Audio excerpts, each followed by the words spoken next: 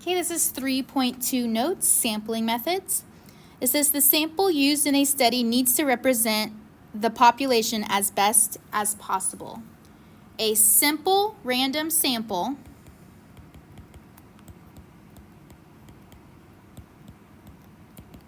or in other words, an SRS allows every member of the population to have an equal chance at being selected. Well, how do we take an SRS? Well, since we have technology like Desmos, we can actually do this fairly simple. But another way before Desmos, before calculators, was to use what is called a random digits table. Okay, so on your notes, I went ahead and I just put a little screenshot of one tiny portion of that table. Okay, we're going to use that table to answer the following questions. So in this example, it says label the players in the list below. Use the table of random digits, line 104, to select 5 players for the sample. Record their names to the right. So when we're labeling this, we always start at 0. So I'm going to do 0, 1, 2, 3, 4, 5, 6, 7, 8, 9. And notice that since I am going from 0 to 9, this is only one digit. Which means when I'm looking at line 104, which they put over here for us, this is line 104, I'm only looking at one digit at a time. So my first digit is 5. Well, if I look over here, 5 is Jessica. So I'm going to do 5, which is Jessica. My next number is 2. Well, 2 is Carissa. And I'm going to do this until I have 5 players for my sample. Okay. 7 is Caitlin. 1 is Mia. And then notice my next number is also 1. So I'm going to cross that out, skip it, and go to number 3, which is Anna. Now I have all 5 randomly chosen people out of my list of 10. The next example says, assume all Mrs. Z's Algebra 1 students are combined into one roster labeled 0 to 54. Use the table of random digits, line 193, to select 4 students for the sample and record the numbers to the right.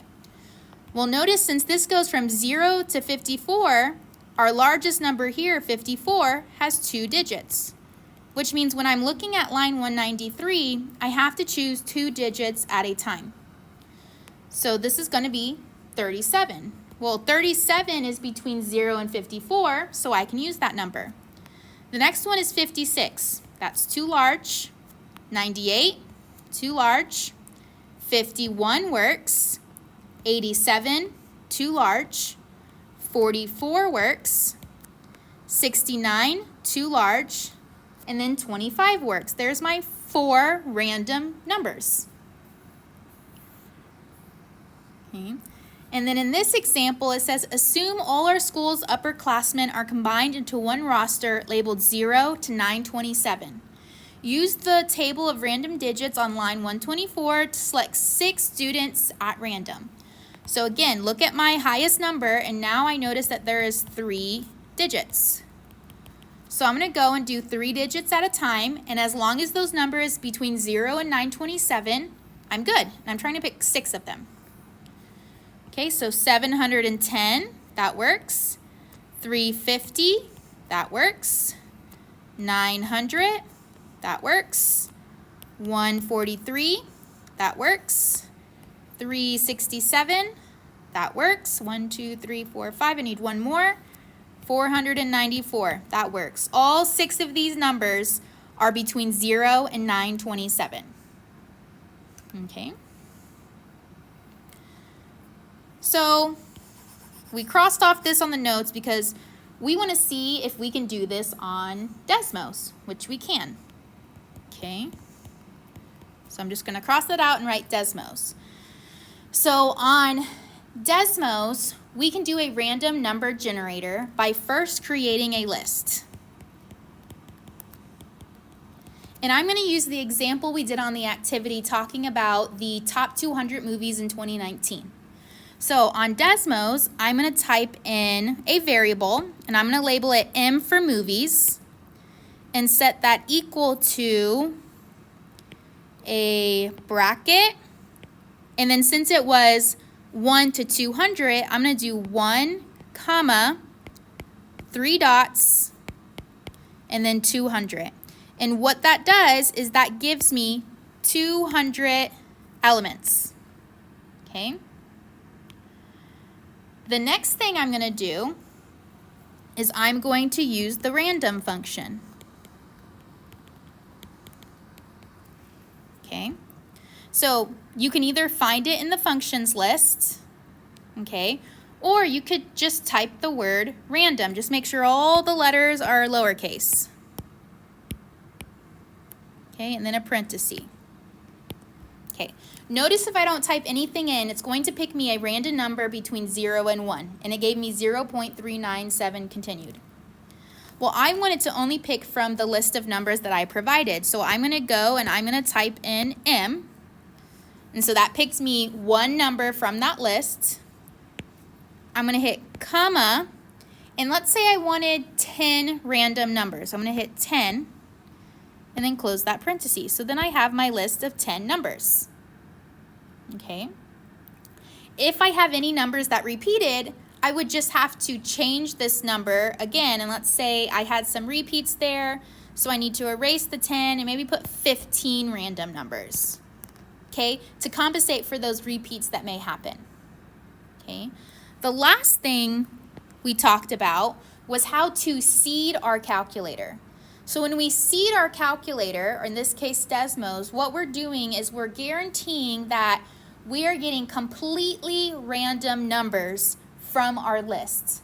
The reason we would want to do this is to make sure that Desmos, for example, doesn't always give us a common answer compared to, let's say, our neighbor. Okay? So in order to seed this, what you're going to do is you're going to put in a number that's unique to you. Okay, in class, I told you to use the example of your birthday. So my birthday is January 22nd, so I would put 0122. And then when I look at my list, I know that I have a very random list based off of my random seed that shouldn't match anyone else in this class unless you had the same birthday, right? It'd be a possible match, not a guaranteed match. Okay. Other things you could put in are your phone number. Okay, everyone has a unique phone number. Something else you could put in would be,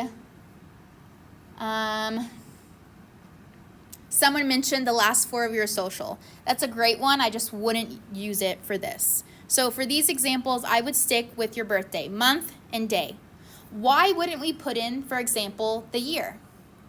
Well, let's say I put in my birth year, okay, which might be different from everyone else in the class.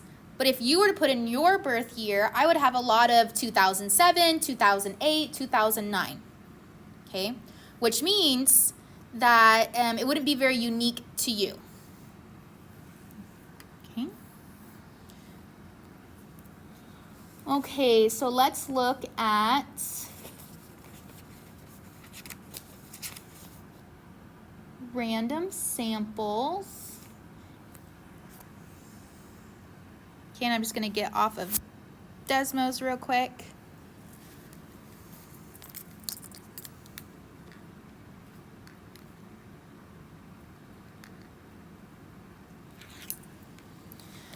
Okay, so other sampling methods.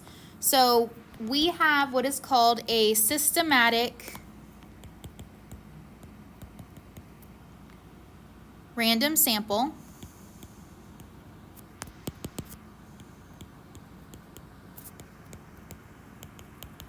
And this is something that usually includes a rule.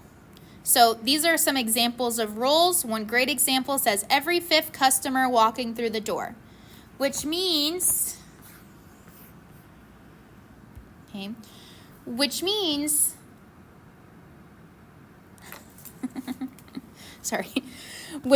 that we would take a sample of every 5th customer, okay? Instead of saying we sample every single customer. Sorry, excuse me. Another type of sampling method would be a stratified method. Stratified random sample divides the population into homogeneous groups called stratas. So when you see homogeneous, I want you to think same.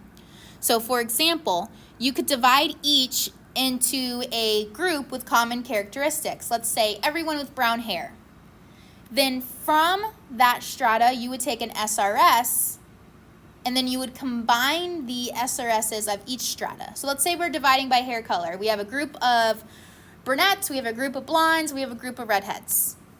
Okay, from each of those, I'm going to take a sample of 10. So 10 from each would give me a total of 30, and then I would combine that SRS to end up representing the entire population. Okay.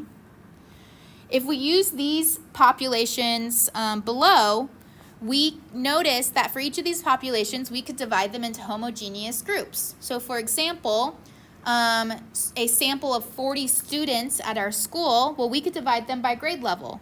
So freshman, sophomore, junior, senior. And if we wanted 40 students, well, we could take 10 of each. Then we would have 40. We could do certification of staffs. Let's say staff that has a teaching certification or a non-teaching certification. Okay, so teaching certification would be all our teachers. Non-teaching certification would be like the janitors, possible admin, counselors, nurse. We're not saying they're not certified, but they may not be teacher certified. So if we're dividing into two homogeneous groups and we want a sample of 30, that means we would take 15 each. And then lastly, it says our town's residents. It says we want a sample of 200. Well, let's try dividing into two homogeneous groups, male and female, which would result in taking 100 from each.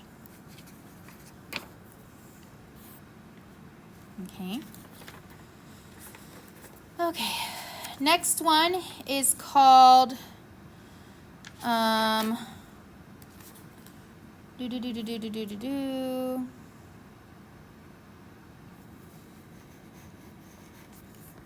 is called cluster random sample. Okay, this is when we divide the population into random groups called clusters, which means they may have common characteristics, but we're not intentionally putting them in groups with common characteristics. So what we're doing is we're dividing them into heterogeneous groups, which means difference. Okay. So one example says A lunch students and then a sample of 45 students. Okay. So let's say we are going to take it by lunch tables. Okay, so let's say that there is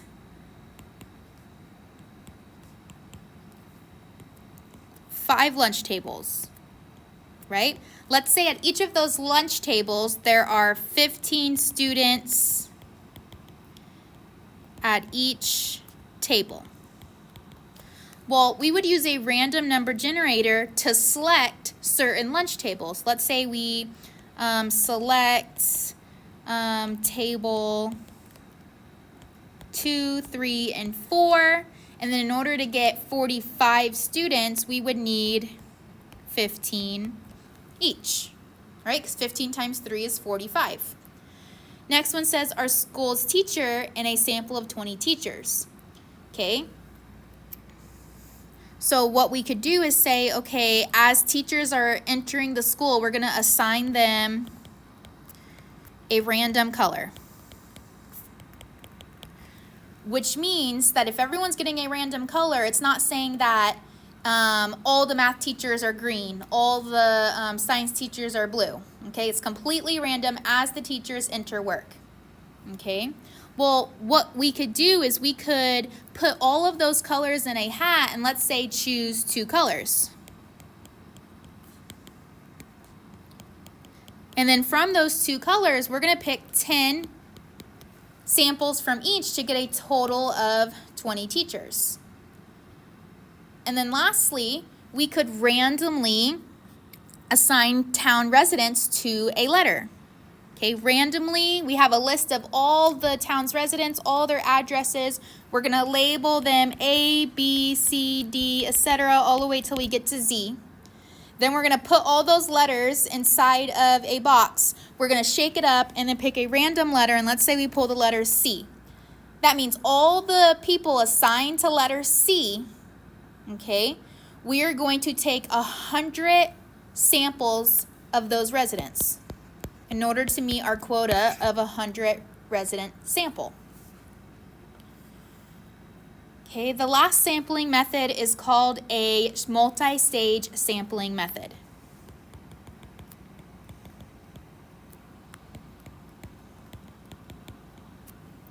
This is when we use a combination of stratified and cluster sampling, and it works best for very large populations.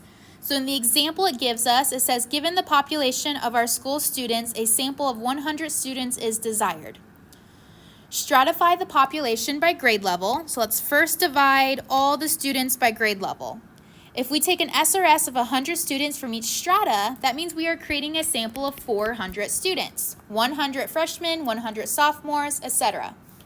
We can cluster the remaining 400 students into groups of 50, which give us groups 1 through 8. 400 divided by 50 is 8 groups, so we now have separated them into 8 completely random, non-characteristic groups. Then it says use an SRR to select 2 of the groups. Let's say it selects group 2 and 6.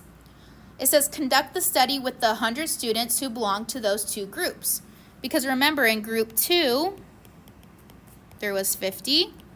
And then in group 6, there was 50, for a total of 100 students.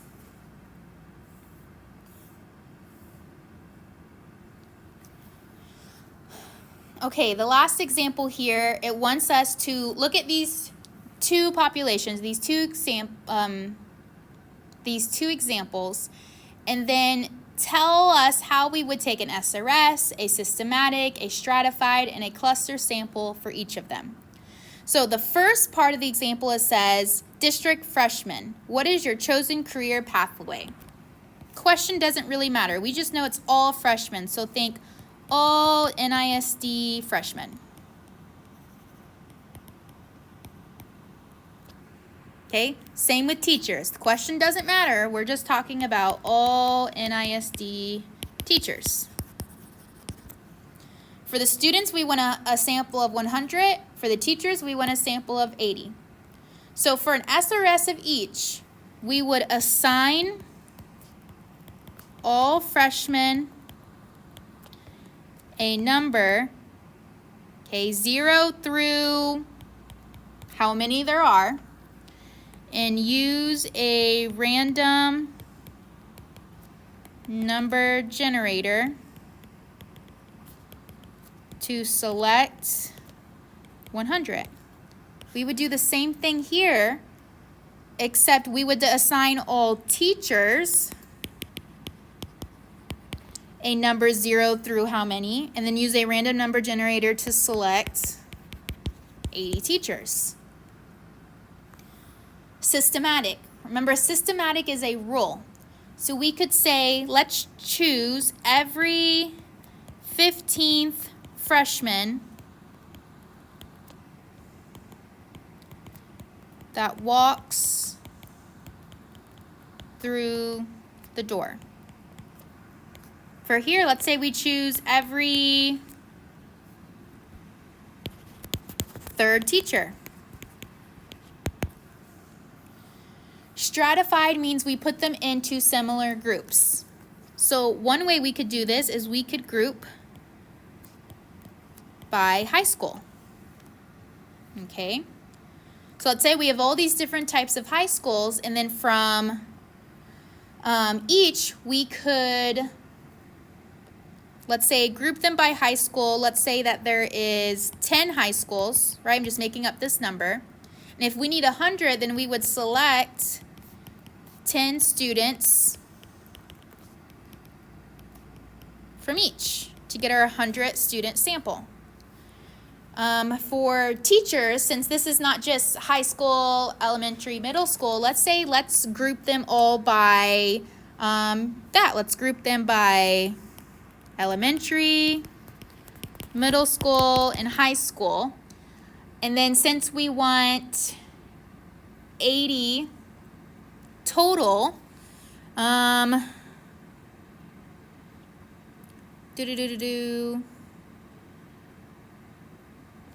little challenging to do 80 divided by 3. But let's just say, okay, from all of those ones, once we pick them up, we want to then select 80 teachers, which could be, let's say,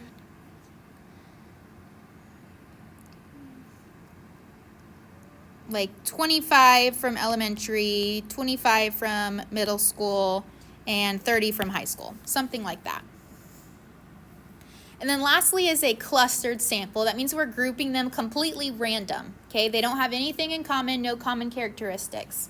So let's say as they enter this meeting, freshmen and teachers, let's say they go sit at a table, okay? When they go sit at a table, they're not necessarily going to be sitting next to people with common characteristics. They're just randomly sitting themselves at a table.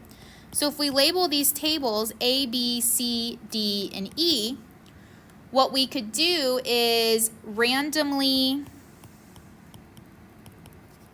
select 2 tables and take SRS, take 50 SRS from each. Same thing, but we would take 40 from each.